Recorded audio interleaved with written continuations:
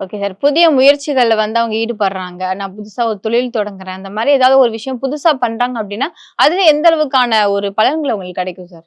அதாவது பல போராட்டங்கள். அதாவது எல்லா முயற்சியும் எடுத்து பார்த்தேங்க. எதுவுமே முடியலன்னு சொல்லக்கூடிய ராசியில விருச்சக ராசி 2ஆம் இடத்துல இருக்காங்க. அத லிஸ்ட் கை தூக்குங்கன்னா, அவங்க 2வதா கை தூக்கிருவாங்க. நாங்களும் இருக்கோங்க, எங்களையும் சேர்த்துக்கோங்க அப்படிங்கிற மாரி பல முயற்சிகள். காலச்சக்கரத்துக்கு 8ஆம் இடத்துல விழுந்தனால, அடி மேல அடி வாங்குனாலும் மீண்டும் எழுந்து வருவேன். ஃபீனிக்ஸ் பறவை மாரி நான் மீண்டும் மீண்டும் பிறந்து வருவேன். என்னால முடியும் அப்படிங்கிற தன்னம்பிக்கையுடன் போராடக்கூடிய நிலை தான் அவங்களுக்கு இருக்கு. ஸோ இப்ப தடை இல்லாத போராட்டத்தில் வெற்றி. தடையே கிடையாது.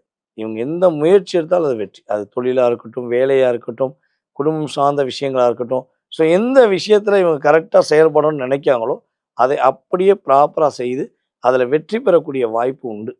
இவங்களை விட வயது குறைந்தவர்கள், இவங்களுக்கு எந்த அளவு டார்ச்சர், பிரச்சனை, கூட பிறந்தவங்களா இருக்கட்டும், வேலை பார்க்குற இடத்துல இருக்கட்டும், ஸோ இவங்களுக்கு நிறைய அழுத்தத்த குடுத்துருப்பாங்க. ஸோ அந்த அழுத்தம் எல்லாம் தூக்கி எறியப்பட்டு, இவங்களுடைய உண்மையான ஒரு அக்கறையை, உண்மையான பாசத்தை புரிந்து கொண்டு, அவங்க இவங்களுக்கான ஒரு நேரத்தை ஒதுக்குவது, இவங்களுடைய முன்னேற்றத்துக்கு அவங்களும் உதவி புரியக்கூடிய பாக்கியம்லாம் கிரக ரீதியா சூப்பரா இருக்கு.